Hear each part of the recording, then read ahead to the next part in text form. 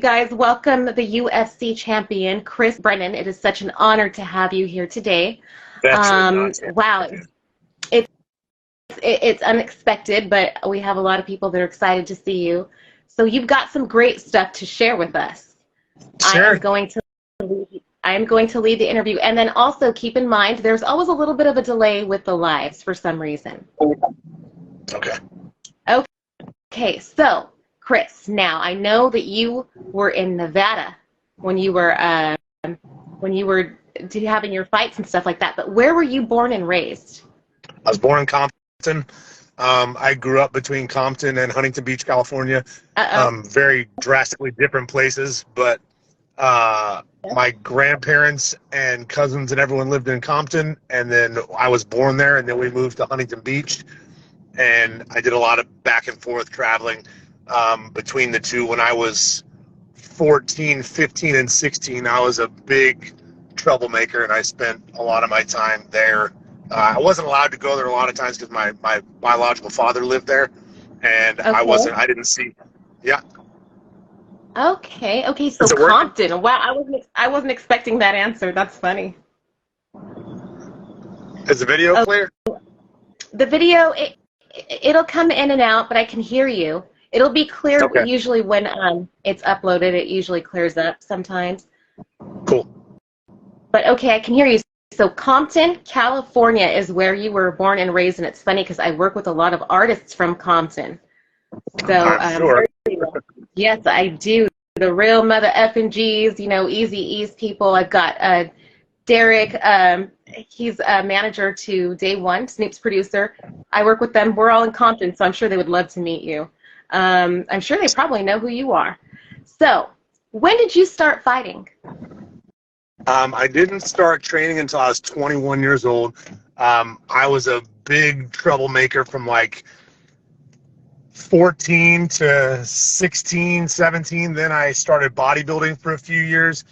And then I was bouncing at a bar when UFC 1 came on TV. And I was like, these guys are getting paid. They're beating the shit out of each other, and they're not going to jail. Sign me up. Right. Yeah. Hey, that's the better way. That's the better avenue to go, I think. For sure. So, did you have any martial arts experience prior to that? No, I did not. Well, I mean, before I started fighting in the UFC, yes. But once I watched the first UFC on TV, I signed up at a place the next day, and I started training. I've been training every day since for the last 29 and a half years. Wow, so mixed martial arts. So there's a little bit of jiu-jitsu, taekwondo. What else do we have that you've worked? Jiu-jitsu, kickboxing, wrestling, boxing. For the most part, I was the jiu-jitsu guy. Yeah, it was a mix of kind of everything, whatever you can make work. Okay, so were there any actual, did you take karate or? I had nothing before I was 21 years old. Wow, and you became a champion. Look at that. And how old were you when you won your first championship? I started training when I was 21, probably 26, probably. Okay. 25, 26 years old, I won my first King of the Cage title. Then I won a title in Japan at Pride. And then when I retired from fighting, I competed in the Jiu-Jitsu World Championships, and I won that 3 times, 3 years in a row. Wow. Okay, so that's with 5 years of training. Yes. Okay, so you guys, we can do anything. We can do anything. Sometimes I wish I can, get in there and fight and do martial arts, but I feel like it's been too long. I haven't had training since I was 5 years old, but that doesn't matter. It doesn't. If you got it, you got it. For sure. So anyone can do it. Jiu-jitsu is for everybody, especially jiu-jitsu. Like, not everyone wants to fight, but I have 500 members at my gym that do boxing, kickboxing, jiu-jitsu, wrestling, and we have like 16 fighters out of all those people. I took jiu-jitsu. I took it in college. And Nice. And it was honestly, it's incredible. Even a little bit, because there was a bunch of guys in there. I don't know why I had to take that class for some reason, but there was a bunch of guys in there, and they would show me techniques more than fight me. But there were a few girls, and the guys would show us some things, and it's amazing because you can kind of weasel your way into or out of anything doing jiu-jitsu. It's really it's really hardcore. If you really have the feel for it, you can do some damage. It's people don't know how you get out of their holds. Yeah. You know what I mean? Regular people. And it's just an amazing art form, and I would encourage anyone to do it for self-defense. Absolutely. Sweet. I agree. So that's cool. I could talk a little bit about jiu-jitsu with you. So tell me, when you had your first match, your first fighting match, were you scared?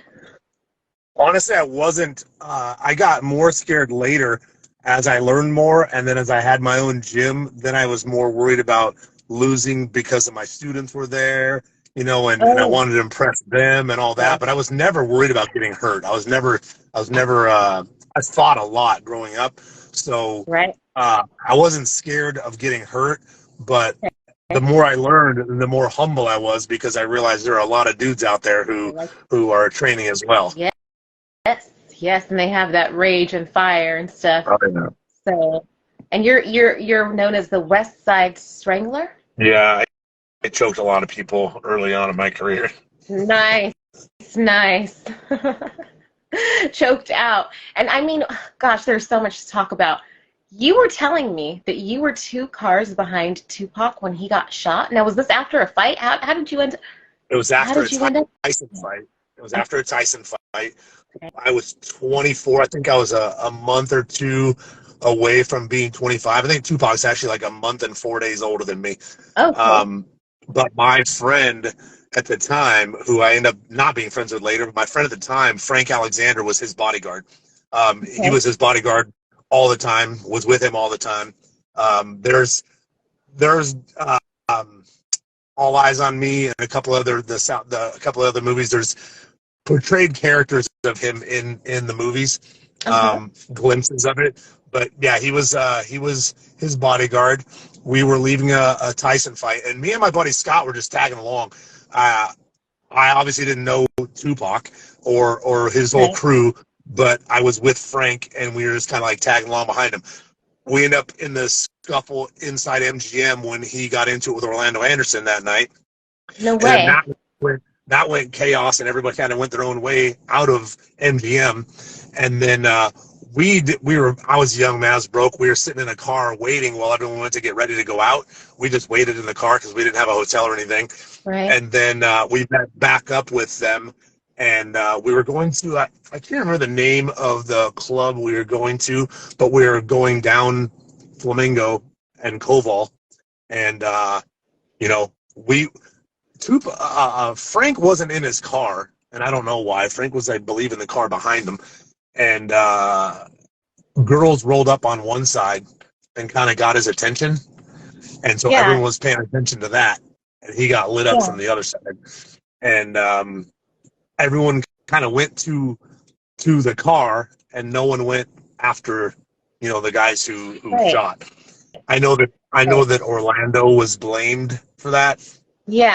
There's so many conspiracy theories behind that, Yeah. And I would love to believe them and believe that he's off on an island somewhere, but he's not. Yeah. I know it, and you were right there. Someone was saying, because I talked to his brother Mo Preem, that you guys should talk about it, that some information can come out of what you actually witnessed. But go on, were you going to say something else? No, not much. It was just chaos. Like at that point in time, I was a kid in a candy shop, being 2 cars behind them, going the same place they were going, leaving the fight with them was so cool at the time, Right. And so I was just like, everyone was like, oh my God, in shock. And Frank ran up and did his thing, and tried to. He was obviously late to the party on that end of things. Yeah. He then later did an True Hollywood story on the whole deal, and then he wrote a book called Got Your Back. Well, he talked trash on Suge in that book, and then they found Frank hanging in his ranch, and said he committed suicide, but that didn't happen. No way. Yeah. No way. Are you serious? Yes. Oh, 100%. are you guys hearing this? That's crazy. Sorry. Oh my goodness. So he wrote about Suge Knight and was found hanging not much later. Yeah. Oh my goodness. After the book came out, Wow, not wow. too long after the book came out. He had a ranch. Gracious. Like Well, he made pretty good money. He was a former LA cop, and then became shady. He was selling steroids and a bunch of shit, and then he bodyguarded for a guy named Cash, who was an Iranian prince, and he bodyguarded for that guy for a while. He was a big. yeah. I think he was a former professional bodybuilder, big jacked, bodybuilder, and yeah, he kind of burned people here and there. And being around Tupac as long as he was and those guys, he should have known not to run his mouth about shit, of all people. Yes, yes. Whether you like him or not. Some people are just, I know, they're angry and they'll go for it. But oh my goodness, I wasn't expecting that to be a part of this. That's really, really interesting. Yeah. Wow. So, so when was your last fight, and why didn't you continue fighting? Like 11 years ago the other day, because I got Facebook notifications of my clips of my fight. I was 40. I'm 51 now. I retired when I was 40. Okay. I tried to have one more fight, but the guy got injured, and then it kind of dragged on, and then I was like, I'm 40. I fought 2 more times at the end of my career because my kids started training, and they had never seen me fight live. They had only watched me fight on TV.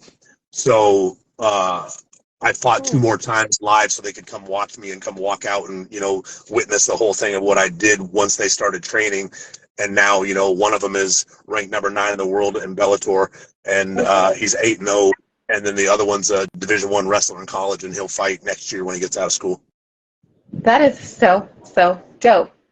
Before Wow. you started fighting, were you into martial? And congratulations to them.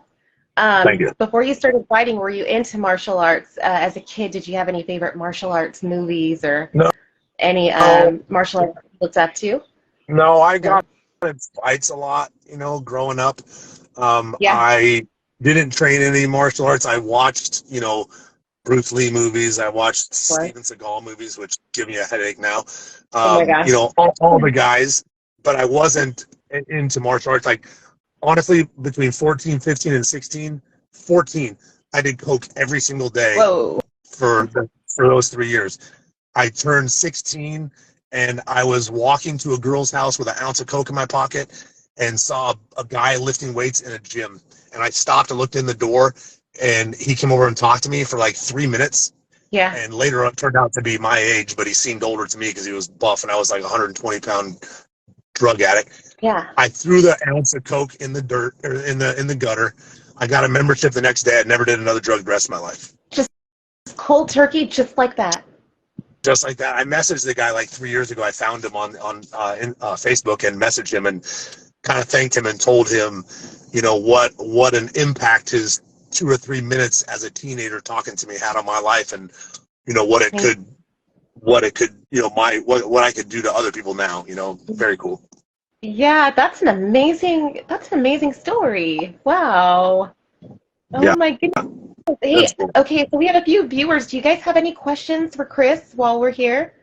Any questions for me, Chris? Wow, that's really incredible, because that drug, people spend their lifetime trying to quit. Man, I watch people trying to quit drinking, trying to quit cigarettes, trying to quit. It's like, bro, I quit cocaine in a minute. Like, I never touched it again. To be honest, I sold it for a few more months and still didn't touch it. Incredible. No cravings, nothing? No, that was it. I've got really good discipline, and still to this day in my life, my morning routine, the things I do, the way I eat, like everything is very, very routine and strict and disciplined. And I think creating good habits makes it easy, because breaking bad habits is difficult. But if you create a habit, it's hard to quit. So if you create good habits, they're hard to quit. And so I think that's just kind of how I was able to go about things, and never messed with it again. I'm a Muslim, and I have been smoking weed for a long time, since I started singing reggae. But I had quit smoking for a while completely, no tobacco, because I like my spliffs. But I go back and forth. I'm like, man, I don't know if I can quit this forever. You know what I mean? So Right. that's why I'm just like, wow, you did that just like that and never touched it again. That's I've inspirational. That's real never even inspirational. smoked weed in my life. Wow. See, I've never touched coke. So I just I've jumped right never, past the weed and into the cocaine. I've never, I've tried DMT once, and I did like that because it was very magical. It was a Yeah. short trip. It turned out to be a lot of premonitions, things that came to pass. I would do it again because it's so cool, but it's scary. It's just scary to know that you're gonna see stuff. Joe But Rogan talks about that stuff a lot. yeah, but I've never done anything else. I just like a little weed, little spliff. But that congratulations to you. Yeah. I When my commend you for that. boy turned 14 years old, I was literally in tears thinking about what a baby he is. And at 14, I was literally doing coke every day. It was mind blowing. Wow, wow, wow, wow. Yeah. And you said that you grew up in Compton. Were you in a black neighborhood, white neighborhood? I definitely was. I grew up in Huntington Beach and Compton. Like my grandparents, I was born in Compton. My grandparents and my biological father lived there. My grandparents lived in the same house for 69 years in an all black and partially Mexican neighborhood. Nice. I would get pulled over going to their house for being white, and they'd be like, "What are you doing here? Are you buying drugs?" I'm like, "No, my grandparents live here." And they're like, "No," and I was like, "No, they do." And I tell them who they were, and they'd be like, "Okay, go ahead, be careful." Oh my, Like it was oh no my God. joke. But like when my That's so cool. mom went to school there, she went to school. There was one black kid that came on his own bus, and then when I was there was like three white kids. Shut. It was like You such said a a black crazy kid change. came on his own Yeah, bus. He said. yes, it did. It was wild. I'm sorry. That's hilarious. But fortunately, it's changed. Oh my gosh. Wow. I'm saying hi. We've had a lot of viewers that I wasn't paying attention to. So Oh, Rhonda, someone what's says up, you need to, brother? yeah, you need to come visit Stretch in Frisco. We Stretch the Pettis brothers from Milwaukee. Send Skywalker over. It's the secret weapon. I don't know what that is, but In read that. Frisco? Yeah. My Let me my see what son's on else. I here right think. now. Oh, cool. Anyone have anything they want to say? Someone said, "What's up, Chris?" Yeah, There's Ronnie. a lot of them that I. What's My that? son's on here. He's Lucas Brennan on here. Okay. What up, Lucas? You want to join in and say what's up to your dad? Is he the fighter you were telling me He about? is. He is. Okay, I'm gonna send him. He's Does he probably want to join? driving. He has. We're both headed to the gym Okay. at the moment. Okay, nice. Well, this may not be the last interview. It's really cool. There's so much to talk about. Cool. I'm gonna let you drive safely on the road. I think we're gonna be back. Okay. I'm down whenever. Let me know. And thank you so much. We will definitely set up another interview. You have a great day. YTV appreciates you. We all appreciate you. And have a great workout. Thank you guys very much. See ya.